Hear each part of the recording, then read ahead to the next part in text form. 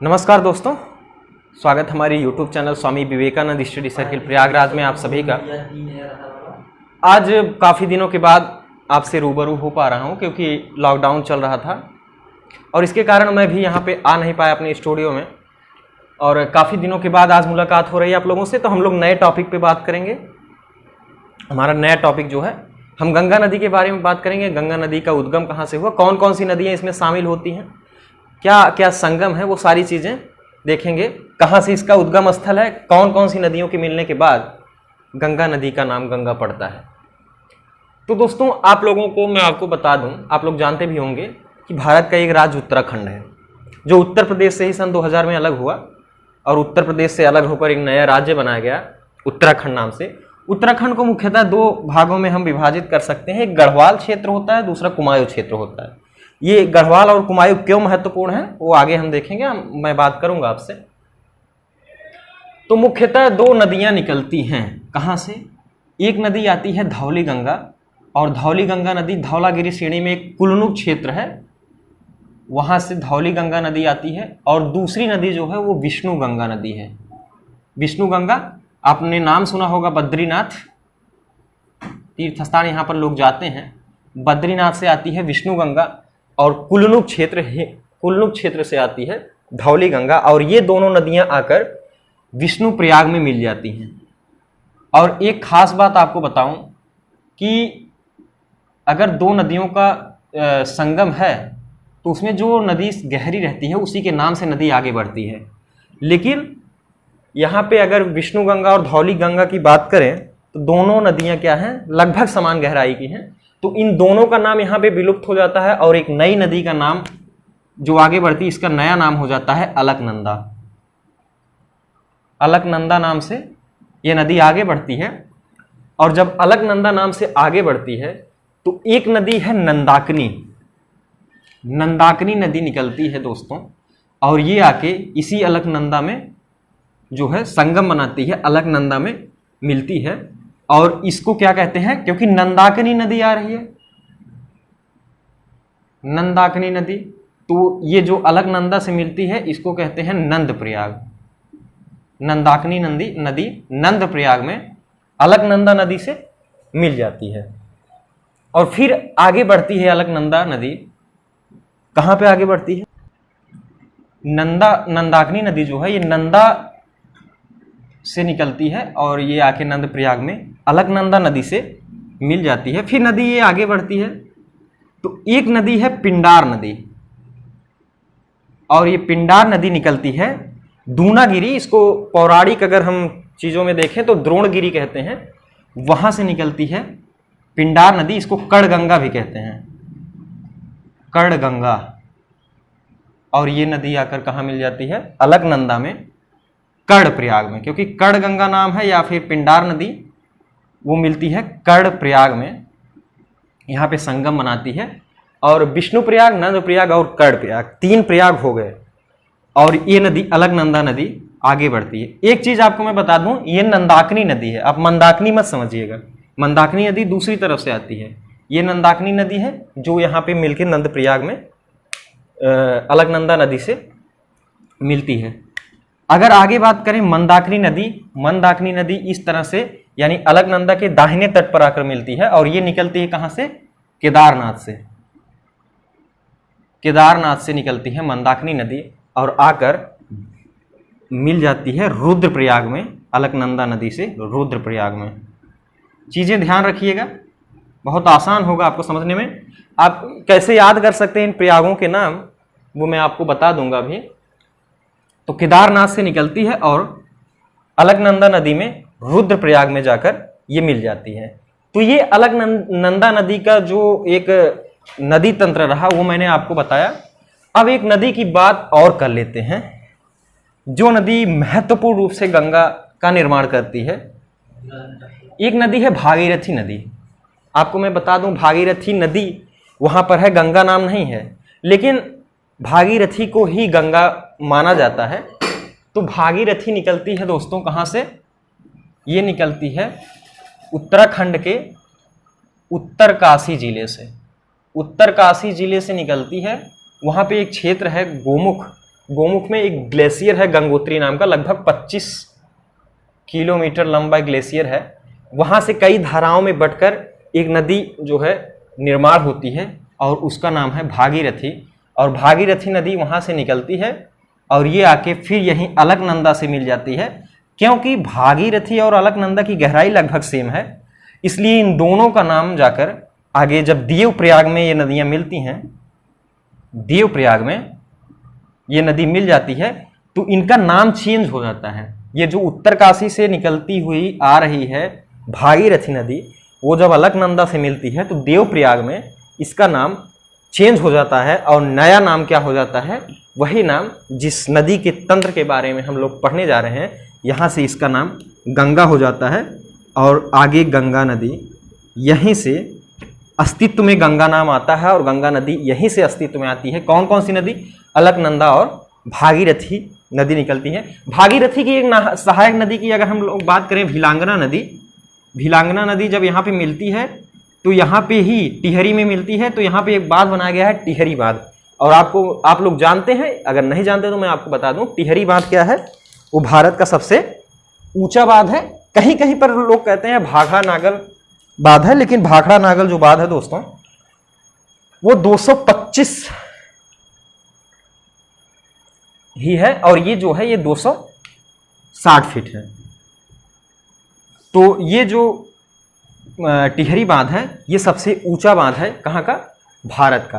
तो उत्तराखंड से गंगा का निर्माण कैसे हुआ आप लोगों ने देखा। अगर कहीं पे छोटे एग्जाम में प्रश्न आता है कि गंगा कहाँ से निकलती है, तो लोग गंगोत्री करते हैं, क्योंकि छोटे एग्जाम में गंगोत्री आप कर सकते हैं। बड़े एग्जाम्स में आपको ऐसा पूछेगा नहीं, क्योंकि वो जानता है कि कई नदियों से मिलकर गंगा नदी बना है।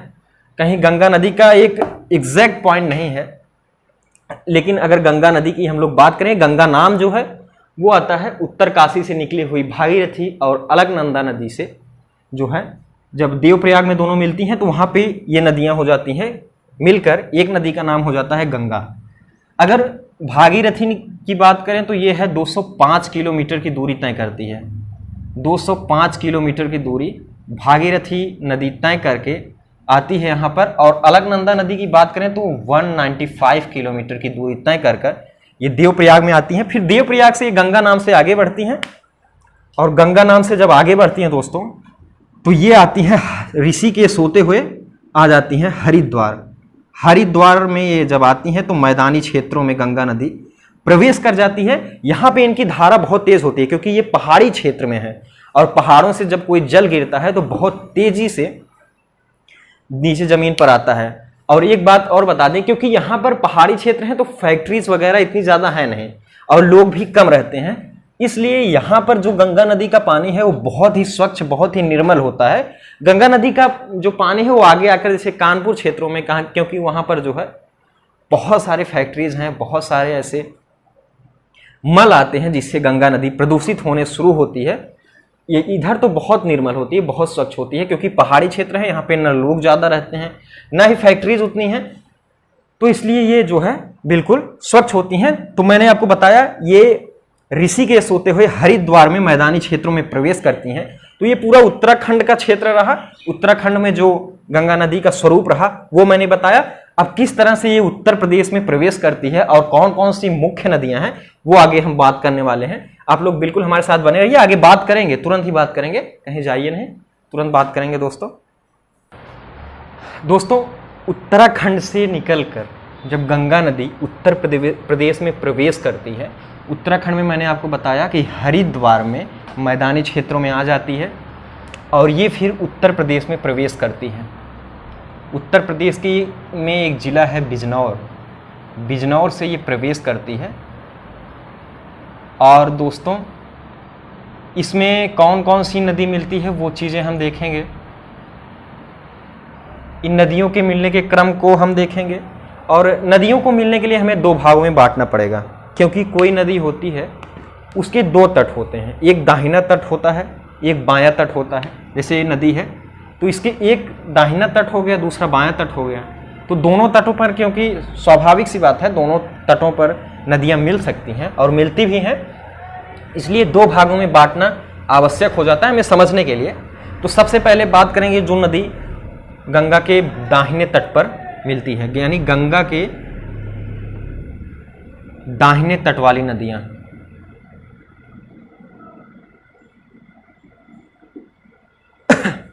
कौन कौन सी नदी दाहिने तट पर मिलती है वो चीज हम देखेंगे। तो जो दाहिने तट पर नदियां मिलती हैं वो नदियां हैं प्रायद्वीपीय नदियां, यानी प्रायद्वीपीय भारत की पठारी क्षेत्रों से जो नदियां निकलती हैं वो नदियां गंगा के दाहिने तट पर मिलती हैं। गंगा से डायरेक्ट ना मिलकर वो एक नदी है यमुना नदी, उसके सहारे से गंगा से मिलती हैं। और यमुना नदी क्योंकि इस तरफ से आ रही है दाहिने तट से, तो ये भी गंगा के दाहिने तट पर मिलती है। तो एक नदी हो गई यमुना नदी, यमुना नदी जो स्वयं गंगा से मिलती है दाहिने तट पर। और ये एक ऐसी नदी है जो गंगा के दाहिने तट पर मिलने वाली इकलौती हिमालयी नदी है, यानी हिमालय से निकली हुई नदी है। यमुनोत्री से निकलती है, आपको मैंने बताया। गंगा यमुना के बारे में भी बात करेंगे, अच्छी तरह से बात करेंगे। आप लोग बिल्कुल अच्छी तरह से यमुना को भी समझ पाएंगे, यमुना नदी कहाँ कहाँ से आती है, कैसे कैसे।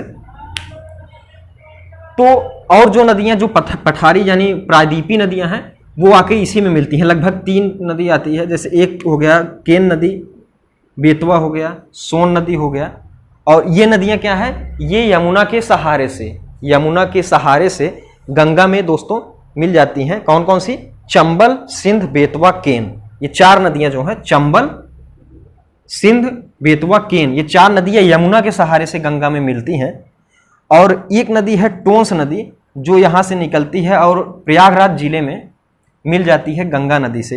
इसका नाम आप लोग लिख लेना, ये चंबल हो गया, सिंध हो गया, बेतवा हो गया, केन नदी हो गया, और ये टोंस नदी है जो प्रयागराज में मिलती है। और एक नदी और है सोन नदी जो बिहार में जाकर गंगा नदी से मिल जाती हैं। तो ये 4 नदियां यमुना के सहारे से गंगा में मिलती हैं और ये स्वयं ही जाकर गंगा में समाहित हो जाती हैं। ये नदियां जैसे टोंस और सोन नदी जो है ये गंगा के दाहिने तट से गंगा पर स्वयं जाकर मिलती हैं, और ये नदियां जो हैं ये यमुना के सहारे से गंगा में दाहिने तट पर मिलती हैं। तो ये दाहिने तट की नदियां जो थी उसके बारे में हम लोग बात किए हैं।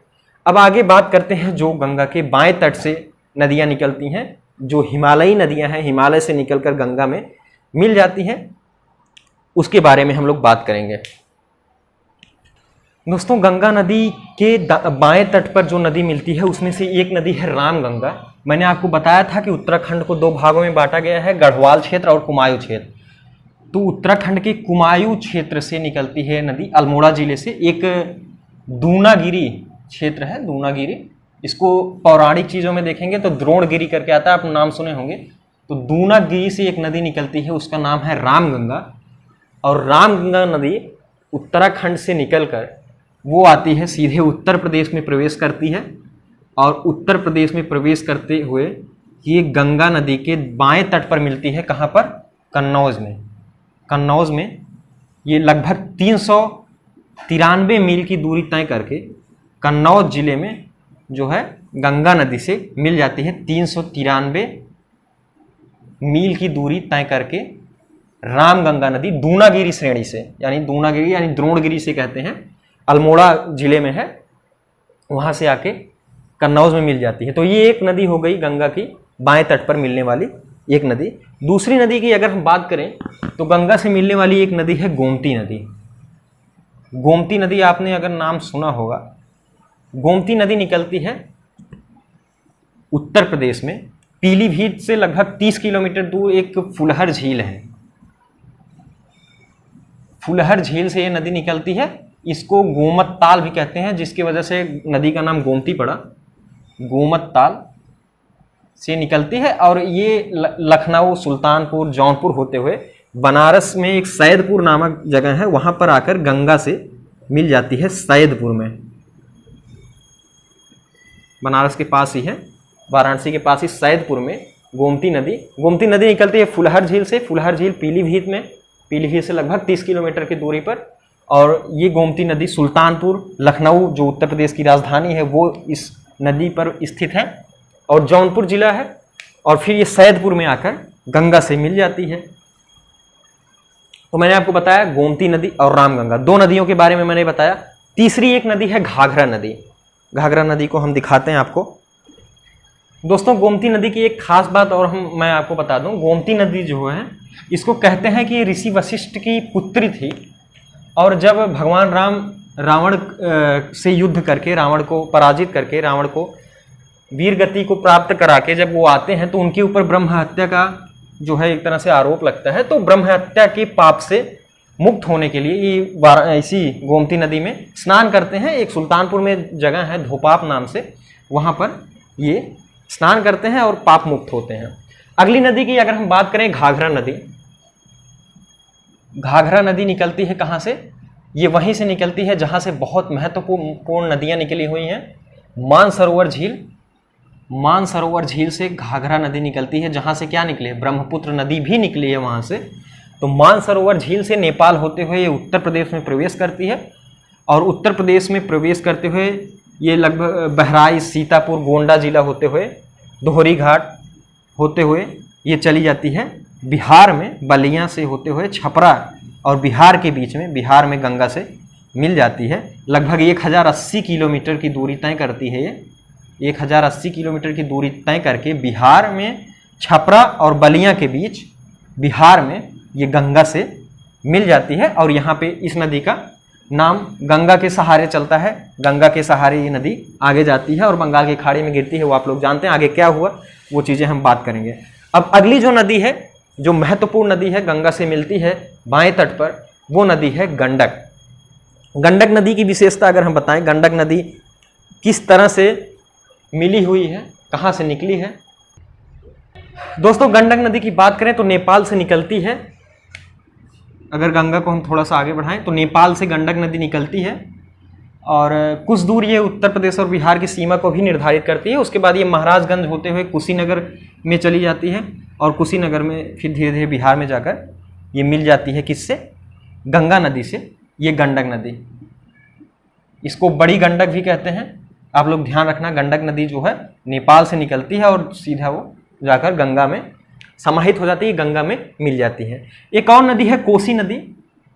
कोसी नदी भी निकलती है नेपाल से और गंगा में गंगा में जाकर समाहित हो जाती है। कोसी नदी की एक विशेषता है दोस्तों, ये नदी सबसे ज़्यादा अपनी मार्ग जो है यानी अपने दिशा से भटक जाती है। क्यों भटक जाती है? क्योंकि ये हिमालयी क्षेत्रों से आती है और वहाँ पे बहुत सारे ऐसे तत्व हैं, मतलब जैसे अवसाद वगैरह हैं, वो नदियाँ अपनी वेग से लेकर आती हैं और धीरे धीरे जब ये मैदानी क्षेत्रों में आती हैं तो उनका वेग कम हो जाता है और ये उन अवसादों को आगे नहीं बढ़ा पाते और ये इनके मार्ग में जो अवसाद हैं वो अवरुद्ध हो जाते हैं, अवरोध पैदा करते हैं और इसलिए ये क्या करते हैं? अपनी दिशा को चेंज करती हैं।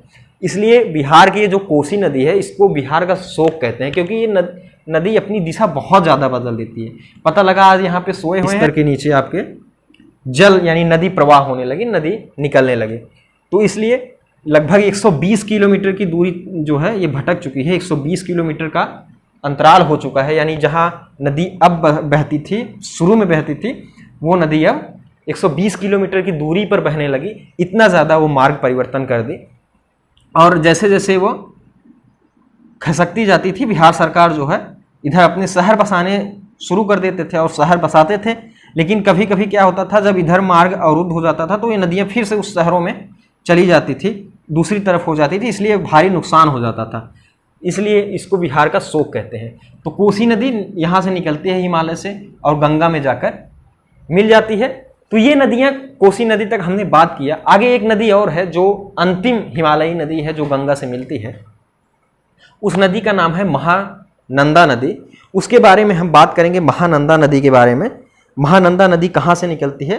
तो दोस्तों ये भारत के पश्चिम बंगाल और बिहार और बांग्लादेश, ये तीनों जगह बहने वाली एक नदी है और गंगा में मिलती है आगे जाकर, और ये निकलती है हिमालय से और गंगा में प्रवेश कर जाती है, गंगा में मिल जाती है। और ये अंतिम सहायक नदी है गंगा की, जो हिमालय से निकली हुई बाएं तट पर मिलने वाली ये भारत में।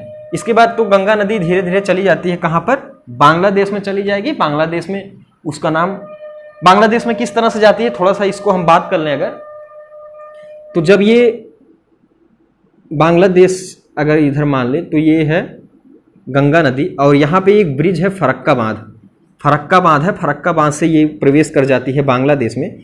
और एक नदी है हुगली नदी। हुगली नदी आपने सुना होगा, कलकत्ता शहर इस पर बसा हुआ है। तो हुगली नदी निकलती है। हुगली नदी में क्योंकि ये नदी जो है वर्ष भर इसमें पानी रहता नहीं था, तो इसलिए गंगा नदी इसका जो पानी है उसको कुछ पानी बांध के द्वारा इस हुगली नदी में प्रवेश करा देते हैं और हुगली नदी में गंगा का पानी आ जाता है। इसलिए क्योंकि जो हिमालयी नदियाँ वर्ष भर उसमें पानी रहता है और जो पहाड़ी जो नीचे पठारी प्रायद्वीपीय नदियाँ हैं उसमें वर्ष भर पानी नहीं रहेगा, जब गर्मी के दिनों में वो सूख जाती हैं। लेकिन हिमालयी नदी जो है उसमें वर्ष भर पानी रहता है। तो इस हुगली नदी में गंगा का पानी प्रवेश कराया जाता है नहर के द्वारा और बाकी गंगा का पानी जो है वो फरक्का बांध से चला जाता है बांग्लादेश में। बांग्लादेश में इसका नाम चेंज हो जाता है, गंगा का अलग नाम हो जाता है, वो अलग टॉपिक है, बाद में बात करेंगे हम उसका। और किस तरह से गंगा नदी में बांग्लादेश में गंगा नदी और ब्रह्मपुत्र आकर मिलकर आगे बढ़ते हैं और सुंदरवन डेल्टा में जाकर बंगाल की खाड़ी में प्रवेश कर जाते हैं, उसके बारे में आगे बात करेंगे। सबसे पहले यहाँ देख लेते हैं, यहाँ से कुछ पानी को हुगली नदी में प्रवेश कराया जाता है और हुगली नदी जाकर गिर जाती है बंगाल की खाड़ी में, क्योंकि कलकत्ता शहर का जो बंदरगाह है वो इसी नदी पर, हुगली नदी पर है। और हुगली नदी यहाँ से निकल जाती है और जाके गिर जाती है, इसी पे बंदरगाह है। और बंदरगाह के लिए आपको पता है पानी की आवश्यकता होती है, इसलिए इस नदी के द्वारा, गंगा नदी के द्वारा इसमें वर्ष भर पानी रहने के लिए योजना बनाई गई है और इसके द्वारा गंगा नदी का पानी इसमें प्रवेश कराया जाता है। हुगली नदी में एक और नदी आकर मिलती है, दामोदर नदी। दामोदर नदी वो आके मिलती है और जाके बंगाल की खाड़ी में गिर जाती है। तो मैंने आपको बताया ये सारी गंगा की नदी तंत्र जो है उसके बारे में मैंने आपको बताया। अब भारत में कौन कौन सी महत्वपूर्ण नदियां, वो सारी की सारी चीजें हम बात करेंगे। आप लोग कमेंट बॉक्स में हमको बताइएगा आपको कैसा लगा। आपका और हमारा जो संवाद होगा कमेंट बॉक्स के द्वारा होगा, जो भी बातचीत करनी है उसमें आप कमेंट कर सकते हैं, हम अगले वीडियो में उसके बारे में बात करेंगे। आगे हम बात करेंगे दूसरे वीडियो में कि भारत में कौन कौन सी महत्वपूर्ण नदियां हैं जो एग्जाम्स में पूछे जाते हैं। दक्षिण भारत से लेकर उत्तरी भारत तक, पंजाब के क्षेत्रों में कौन कौन सी नदियां अरब सागर में गिरती हैं, बंगाल की खाड़ी में कौन कौन सी गिरती हैं, वो सारी चीज़ें, एस्चुरी, सुंदरवन डेल्टा वगैरह सारी चीज़ें हम बात करेंगे अगले वीडियो में। मैं कोशिश करूंगा जल्द ही वो वीडियो आपको दिया जाए और प्रोवाइड किया जाए, ताकि आपको सहजता हो ऐसी चीज़ों को समझने के बारे में। अपने देश के बारे में समझना बहुत आवश्यक हो जाता है दोस्तों। चलिए मिलते हैं अगले वीडियो पे। अगर आप चैनल पर नए हैं तो चैनल को सब्सक्राइब कर दीजिए, ताकि अगला वीडियो जो है आपको मिल जाए आसानी से, नोटिफिकेशन के द्वारा मिल जाएगा और आप वीडियो पर पहुंच जाएंगे। वीडियो को देखकर अपनी जानकारी को विस्तार रूप से बढ़ा सकते हैं और एग्जाम्स में आपके हेल्पफुल होगा। बहुत बहुत धन्यवाद आप सभी का दोस्तों।